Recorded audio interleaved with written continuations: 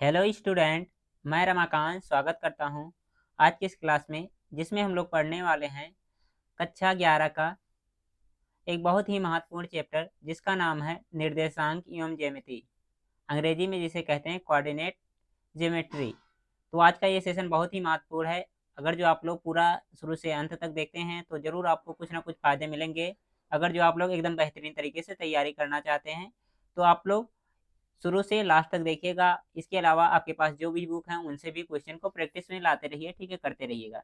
ठीक है बच्चों, जो बच्चे फॉर्म नहीं भरे हैं फॉर्म जल्द से जल्द भर दें। फॉर्म भरने की तिथि बढ़ा दी गई है, तो आप लोग जल्द से जल्द फॉर्म भर दीजिए। अगर जो आप भरना चाहते हैं या फिर आप भर दिए हैं, आपके भाई बहन यार दोस्त भरना चाहते हैं तो उनको भी बता सकते हैं फॉर्म भरने की तिथि बढ़ा दी गई है, वो लोग भी भर सकते हैं।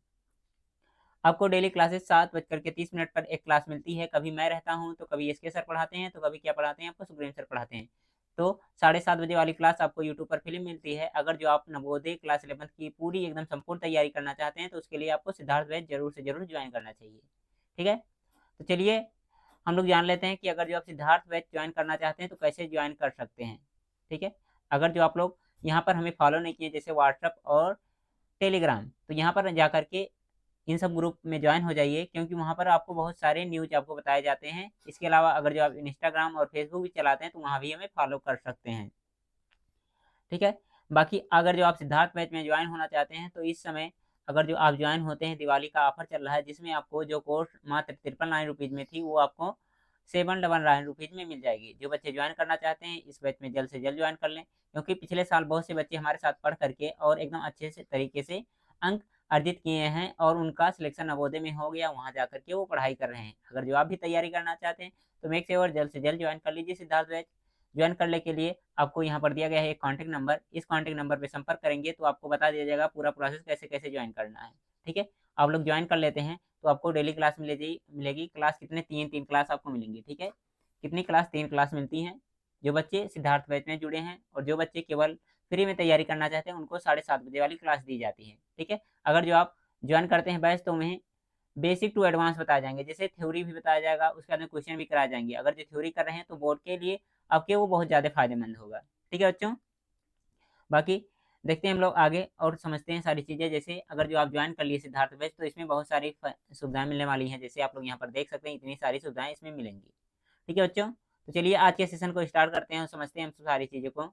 जैसे यहाँ पर पहला क्वेश्चन है, तो पहला क्वेश्चन समझने से पहले हम लोग कुछ बेसिक चीज़ों पर चर्चा कर लेते हैं। ठीक है, बेसिक चर्चा में क्या होगा, अगर जो आप 9th में भी नहीं पढ़े हैं, क्लास 10th में पढ़ाया गया लेकिन समझ में नहीं आया, तो मैं एकदम बेसिक तरीके से बता रहा हूँ, आप लोग ध्यान से सर हर एक चीज़ समझिएगा।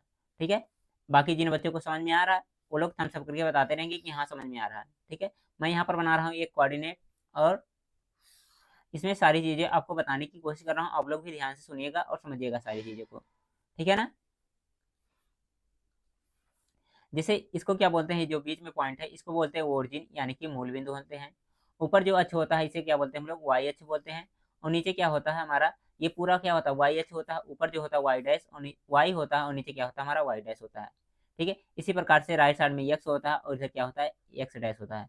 जो क्षैतिज में है इसको बोलते हैं हम लोग यक्स अक्ष। जो ऊर्ध्वाधर में है क्या हम बोलते हैं, उसको हम बोलते हैं वाई अक्ष। ठीक है, ऊर्ध्वाधर वाई अक्ष और क्षैतिज में एक्स अक्ष हमारा होता है। अगर जो हम ऊपर जाएंगे कोई डिस्टेंस तो क्या लेंगे प्लस, और नीचे जाएंगे तो माइनस। इसी प्रकार दाएं जाएंगे तो क्या होगा प्लस होगा, और बाएं तरफ जाएंगे तो क्या होगा माइनस होगा। अगर जो इनको मिला करके कोऑर्डिनेट बनाया जाता है तो कोऑर्डिनेट में कौन कौन किस नाम से होते हैं इनके बारे में चर्चा कर लेते हैं। जैसे इस कोऑर्डिनेट को बोलते हैं हम लोग फर्स्ट कोऑर्डिनेट, यानी कि प्रथम चतुर्थांश, द्वितीय चतुर्थांश, तृतीय चतुर्थांश, और इसके बाद में क्या कौन सा हो जाएगा, ये हो जाएगा हमारा चौथा चतुर्थांश। ठीक है, अब इनके बाद में हम लोग थोड़ा सा और इनके बारे में चर्चा कर लेते हैं। जैसे यहाँ पर कौन सा प्लस कौन सा माइनस होगा, हालांकि आपको स्कूल में बताया गया होगा, अगर जो आप अच्छे से पढ़ रहे हैं वहाँ पर तो। अगर जो नहीं मालूम है तो मैं बता रहा हूँ। देखिए सबसे पहले लिखने का तरीका क्या होता है, सबसे पहले हम लोग लिखते हैं भुज, उसके बाद में लिखते हैं क्या कोटि। ठीक है, भुज क्या होता है, भुज क्या होता है सबसे पहले जान लेते हैं, भुज क्या होता है भुज।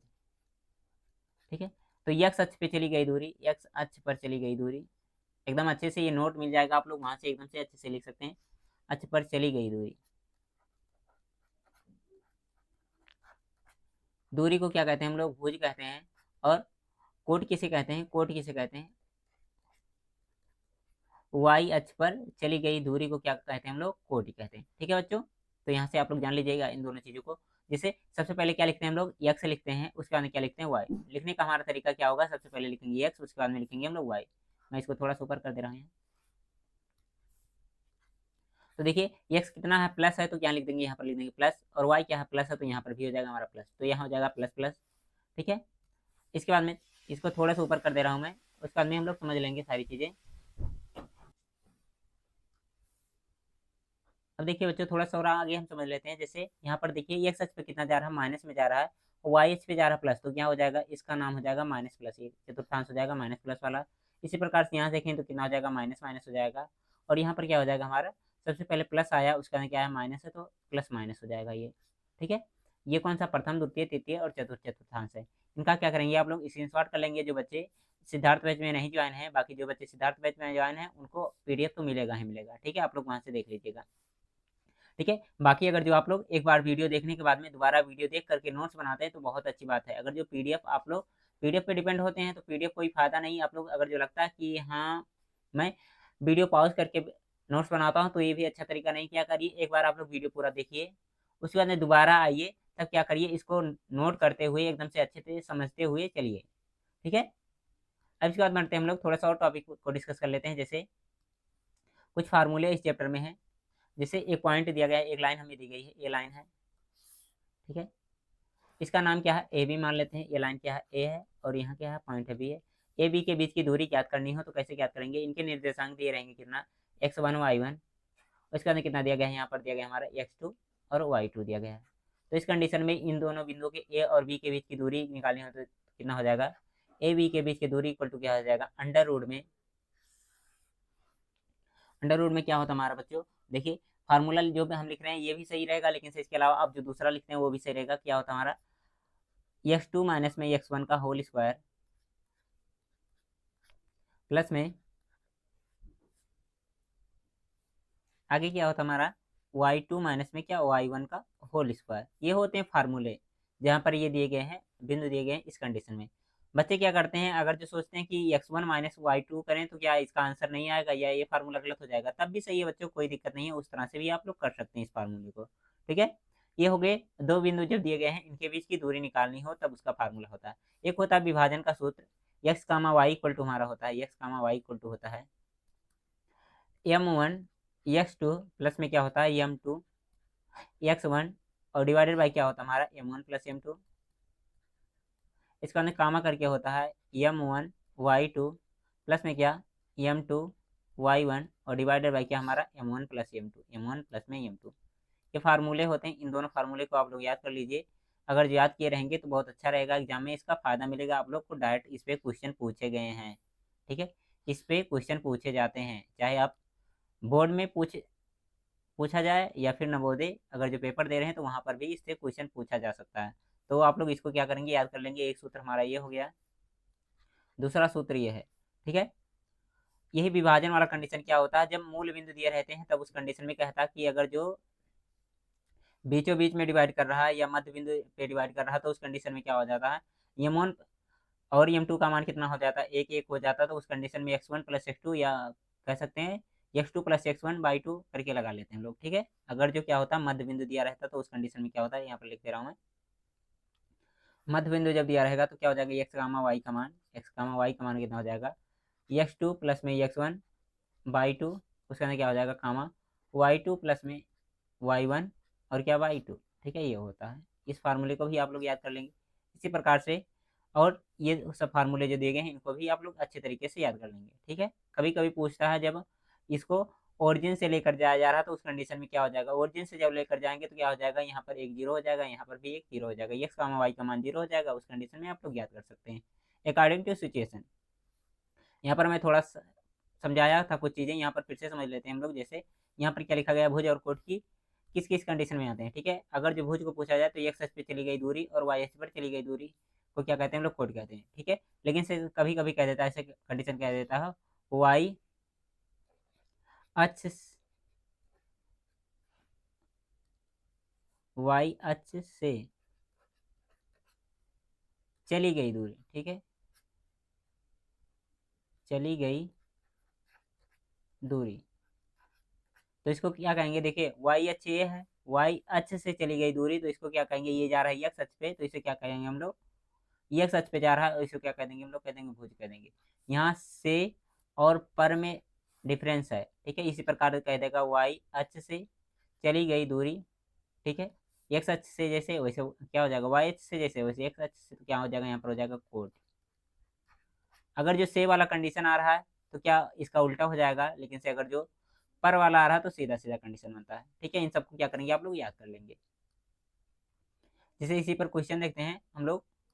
जैसे ये हमारा पहला क्वेश्चन, और इसका आंसर आप लोग जल्दी से बताएंगे इसका क्या आंसर होगा, ठीक है। ये है हमारा पहला क्वेश्चन, कह रहा किसी बिंदु की एक्स अक्ष से दूरी उस बिंदु की कहलाती है। कोई बिंदु दिया गया है, मान लेते हैं कि यह है, यहाँ पर कोई पॉइंट है, इस तरह से ये हो गया, और ये एक्स अक्ष से दूरी का क्या कहलाएगी, ठीक है। सबसे पहले बना लेते हैं हम लोग, ये हो जाएगा हमारा एक्स अक्ष, एक मिनट रुकिए आप लोग, ये हो गया हमारा एक्स अक्ष, और ये क्या हो जाएगा हमारा वाई अक्ष हो जाएगा। टेढ़ा थोड़ा सा मैं सीधा कर दे रहा हूँ इसको।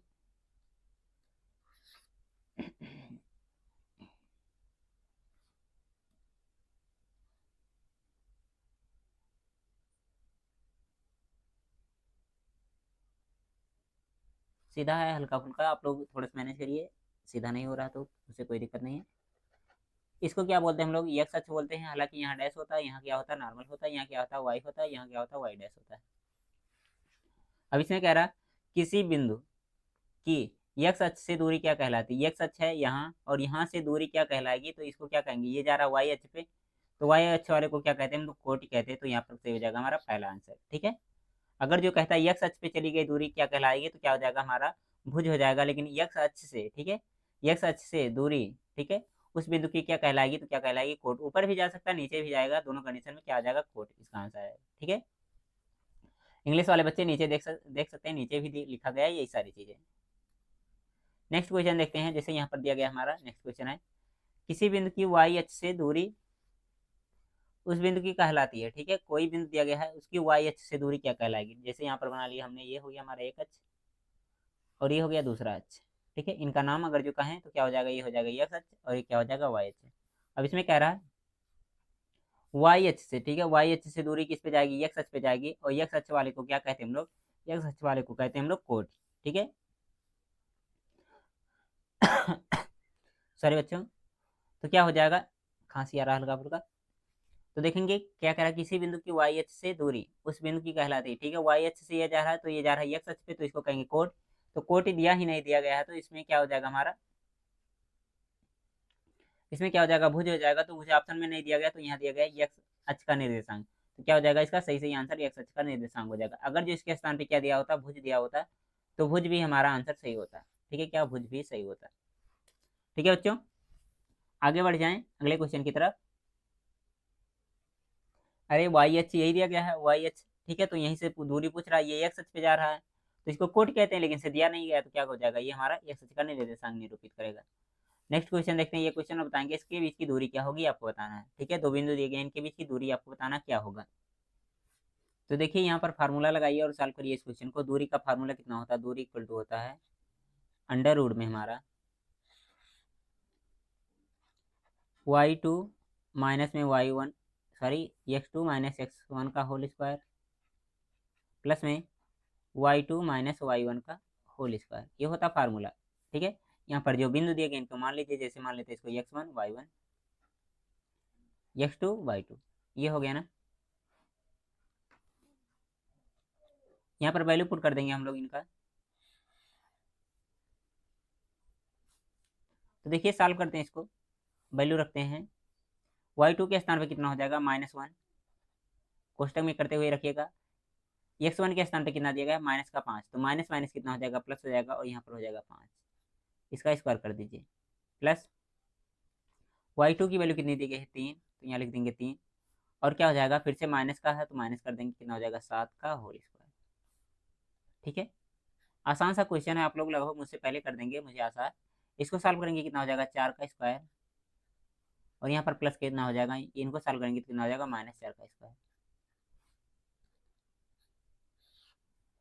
4 का स्क्वायर कितना होता है, 16 होता है। माइनस का स्क्वायर क्या होगा, प्लस होगा, एक तो प्लस दिया गया, प्लस प्लस प्लस ही रहेगा, और 4 का स्क्वायर फिर से कितना हो जाएगा, 16 हो जाएगा। 16 16 कितना होता है बच्चों? 32 होता है। 32 को जब अंडर रूट से निकालेंगे तो कितना हो जाएगा हमारा? इसका आंसर क्या हो जाएगा? कितना हो जाएगा? 32 को बाहर निकालिए, 16 दूना 32 होता है ना, तो इसका मान कितना आ जाएगा? 4 अंडर रूट 2 आ जाएगा। ठीक है, 4 अंडर रूट 2, 4 अंडर रूट 2 दिया गया किसी ऑप्शन में, जिस ऑप्शन में दिया होगा वही क्या हो जाएगा हमारा? इस क्वेश्चन का सही आंसर हो जाएगा। जल्दी से देख करके बताइए कहीं दिया है कि आंसर ही गलत है, तो इसका सही हो जाएगा हमारा सी ऑप्शन जो दिया है, बिल्कुल सही आंसर है। आसान सा क्वेश्चन था, नॉर्मल एकदम है। बाकी इसके बेसिक और जो एडवांस वाले क्वेश्चन है इनको हम लोग पैड पैड वाली क्लास में कल करेंगे। ठीक है, और क्वेश्चन अभी देखते हैं, अगर जो हमारे पास होगा तो करेंगे, नहीं तो हम लोग पैड वाली क्लास में और सारे क्वेश्चन करेंगे। जैसे यहाँ पर दिया गया है, ये क्वेश्चन नॉर्मल सा है। क्या रहा है इसमें? किसी वृत्त का व्यास के सिरों के निर्देशांक दिए गए हैं कितने?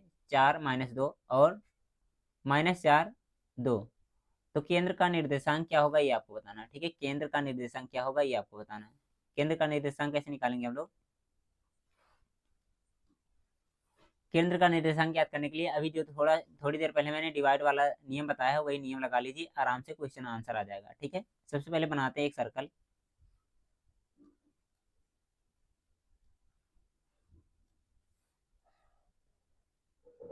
ये हो गया हमारा सर्कल।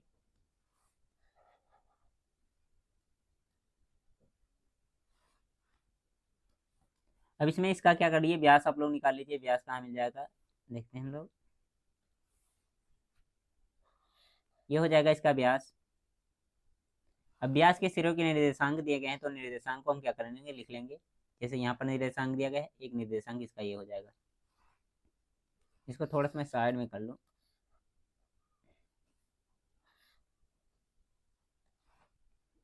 नाम कितना कितना दिया गया है? 4 कामा माइनस का 2।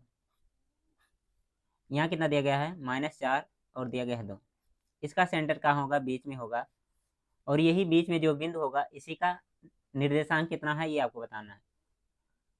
तो हम लोग जानते क्या है, जो व्यास होता है, अगर जो सेंटर की बात की जाए, सेंटर से ये क्या हो जाएगा? ये हो जाएगा हमारा त्रिज्या, और ये भी होगा त्रिज्या, तो त्रिज्याएं आपस में बराबर होंगी। तो इस कंडीशन में अभी थोड़ी देर पहले यहाँ पर मैं फार्मूला लगाया था, वही फार्मूला आप लोग लगाएंगे, उसका आंसर जल्द से आएगा। ठीक है, जैसे पीछे जाने की मौका नहीं है। ठीक है, मैं यहीं पर लिख दे रहा हूँ, क्या डायरेक्ट फार्मूला लिख दे रहा हूँ। कौन सा फार्मूला होता है हमारा? X comma y equal to x1 plus में क्या होता है? x2 y2, और क्या होता है कामा y1 प्लस में y2 और y में 2। ठीक है, क्योंकि ये मध्य बिंदु इसका डिनोट कर रहा है।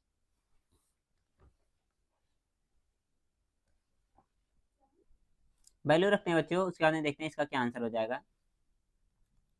x1 की वैल्यू कितनी हो जाएगी? 4, और प्लस में कितना हो जाएगा? x2 की वैल्यू कितनी है? -4, तो क्या लिख देंगे यहाँ पर? -4 और बटे में 2, कामा करके y1 की वैल्यू कितनी दी गई है? -2, और प्लस में कितना हो जाएगा? 2, और डिवाइडेड बाय कितना हो जाएगा? 2। जब इसको देखिए सॉल्व करेंगे, प्लस माइनस माइनस और घटाएंगे, कितना हो जाएगा? 0 बटे 0, 2 का मतलब 0। इसी प्रकार इसको सॉल्व करेंगे तो इसका मान कितना आएगा? 0। ठीक है, 0 0 आ गए, यानी कि इसका निर्देशांक कितना हो जाएगा जो दिया गया हमारा? तीसरा ऑप्शन बिल्कुल सही आंसर हो जाएगा इस क्वेश्चन का। ठीक है बच्चों, इस क्वेश्चन का कौन सा तीसरा ऑप्शन सही आंसर है? देखिए इस क्वेश्चन को बताइए इसका क्या आंसर होगा। ये है आप लोगों के लिए क्या HW। इसका आंसर क्या करना है आपको? कमेंट बॉक्स में बताना। ठीक है, कमेंट बॉक्स में बताना, और साथ में अपना नाम भी लिखना है। यहाँ पर नहीं, आपको अपना आंसर कमेंट बॉक्स में बताना है। ठीक है बच्चों, तो आज के सेशन में बस इतना ही रहने देते हैं। बाकी जिसको जो क्वेश्चन दिक्कत होगा उसको पूछ लीजिएगा कमेंट बॉक्स में कह के, मैं उनको पैड वाली क्लास में सॉल्व करवा दूंगा। बाकी आप लोग अगर जो सिद्धार्थ भाई ज्वाइन करना चाहते हैं तो जल्द से जल्द ज्वाइन कर लीजिए, क्योंकि अभी आप इस पर ऑफर पा रहे हैं। ठीक है, मात्र 799 रुपीज़ में आपको कोर्स मिल जाएगा, जिसमें बहुत सारी सुविधाएं मिलने वाली हैं। आप लोग को मैं पहले ही बता चुका हूँ कि ये सारी सुविधाएं आपको मिलेंगी, तो इसके अकॉर्डिंग आपकी क्लास भी चलाई जाएगी, तो आप लोग अच्छे से तैयारी कर सकते हैं। ठीक है बच्चों, बाय बाय।